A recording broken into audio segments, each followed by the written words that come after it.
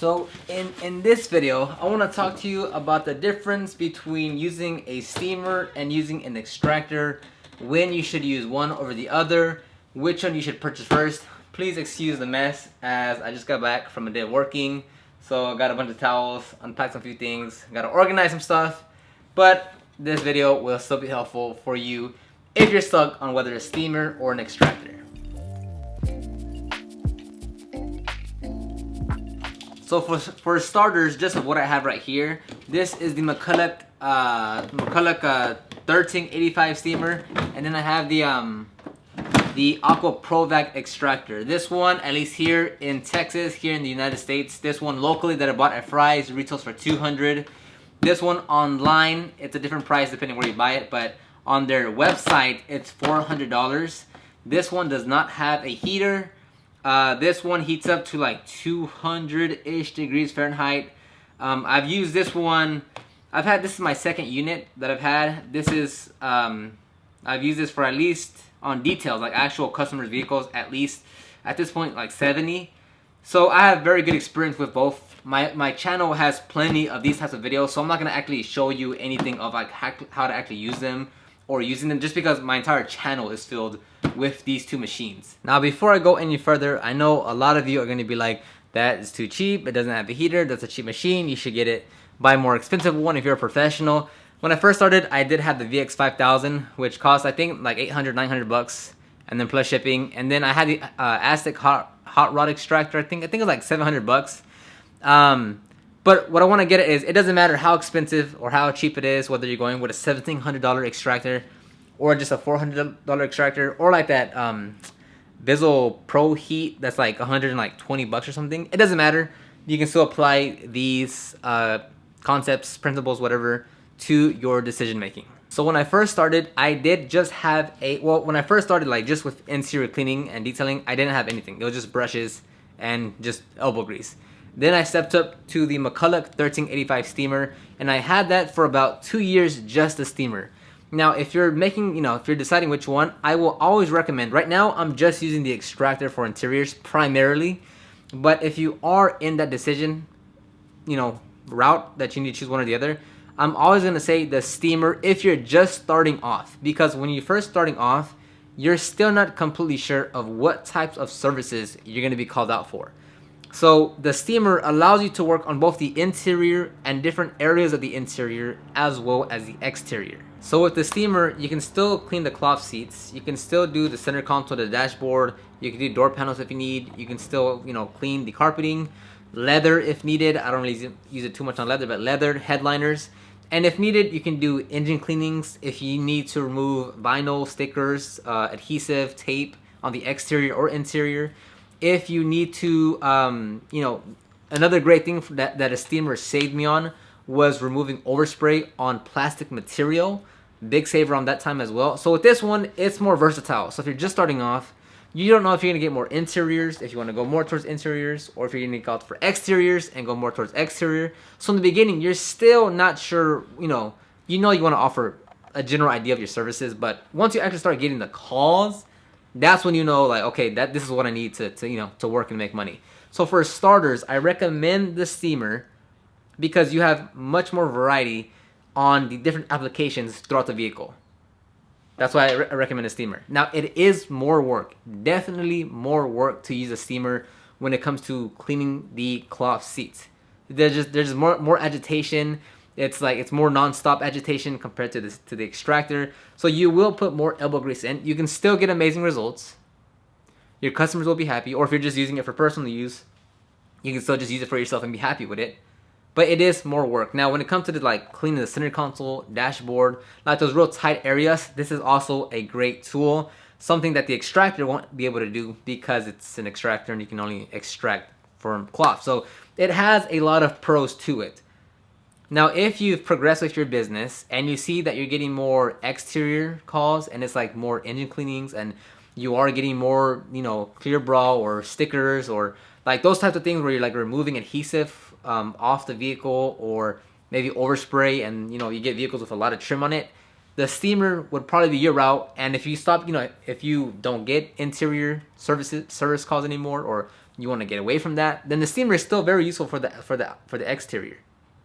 This one specifically, not the strongest to clean wheels. It can help you out a bit on the engine. I wouldn't use it for an entire engine cleaning or an entire wheel cleaning, but it will help you in some spots. So now at this point in my business, because I've kind of changed the business model that I want to go after and the type of services that I am going after and such, then now I primarily use the Extractor because I get a lot more interior calls. And when it comes to cleaning the cloth, floor mats, and carpeting of the vehicle, using an extractor, using an extractor is much more efficient for my end. Don't get too caught up in the details of this part, whether it's a $400 extractor or a $1,700 extractor. Forget that right now. Just as a whole, general, talking about principles and methods, an extractor is more helpful for me. Now, you could use both machines, of course. There's going to be some limitations to that, whether you're going to be able to purchase them at the same time or whether you have space in your vehicle like me. So right now, I don't take the steamer. I just take the extractor when I have an interior job. I'll use just brushes and APC to clean everything else, and I'll just use the extractor for extracting, like I said, the seats, floor mats, and carpeting if needed. So that covers that part. That's how I'd help you decide. Is if you're just starting off, you have no customers, you don't know what you're doing with your business yet, go with the steamer, much more versatile. You'll be able to use it in different applications, and once you know which way your business is segueing and what you want to do, the steamer is still going to come in handy. If after a while you see that, okay, I'm doing a lot more interiors and cloth specifically, an extractor will help, and if possible, just use both. That'd be good. You'll speed up your time, still get great results, and it's just a win-win, or sell one off if you want. At this point in time, the way I'm taking my business, what I'm doing, an extractor just makes more sense for me. That's what I'm going with for at least however long until I change something up. Now, which steamer or which extractor do you actually buy? And this is a big conversation as well, because wherever you are in your business, like you always have, and I hate this word, like it really is just like something that I always try to stay away from, is getting the best steamer, the best extractor. Like that is the most common question you'll see across the board on comments, on Facebook groups and the forums and the emails that I get, is what's the best extractor or steamer to get for X amount of money? And I just want you to get that word, that mindset of best, because best is irrelevant. Best is subjective. Best is irrelevant to what you're doing with your business, right? This is a $200 steamer, right? Based off the price alone, it's not going to be the greatest build, not going to be the strongest thing. It's not going to be the most professional looking steamer out there. But let's say someone that has the VX5000 and they have that amazing, because it is an amazing steamer, right? That VX5000 runs circles around this steamer all day and night, no problem whatsoever. But the big thing I want to translate to you, if you're doing this as a business, is I have a $200 steamer, someone else has a $800 steamer. Yet that person probably has no customers and is having a hard time getting customers, and they look professional, they have the tools and equipment, they spent great money, they have the quality items, but they're not getting any business. As compared to someone like me that's using a cheaper version of an option that you can purchase, but it's booked out with service. So the part I'm getting at is like, look, it doesn't matter what tool or product you buy at what price point. It's the results that you get for the customer and you, if you're doing this as a business, that you actually go out there and you're getting work. It doesn't matter if you have the $1,700, because there's extractors at the price point of $1,700, $3,000, $4,000. So if you always want to talk about the best, then even if you buy the VX5000 versus what I'm using, there's still better options out there that are best compared to your VX5000. Your VX5000 is only $800 compared to the $4,000 steamer that's out there in the market. So why are you not spending the money to get the best option out there? You see how it's very subjective? Like, that's why I hate the word best. Like, and I'll get comments on this channel of like, dude, you're supposed to be a professional and you're using that crap of equipment. You don't deserve to be in business. And with that, it's like, how is that? It's irrelevant, right? Like, when you go to the mechanic shop, are you like, dude, are you using snap-on tools? Like, that's the only thing I want touching my car. Like, no, I want the brakes fixed. I want my, whatever needs to be fixed. So that's why I'm very animated right now, because there's kind of mosquitoes and I'm kind of whatever. But that's the big, like, it's irrelevant of what you use. If I had a mechanic shop and a customer came up to me and was like, hey, I want you to work my car, but only if you have snap-on tools. to me, I'd be like, well, dude, I'm not the person for you. Like, if you really want me to, have the snap-on wrench and the toolbox and the lift and all that, and you want that brand, and I'm just not the right fit for you.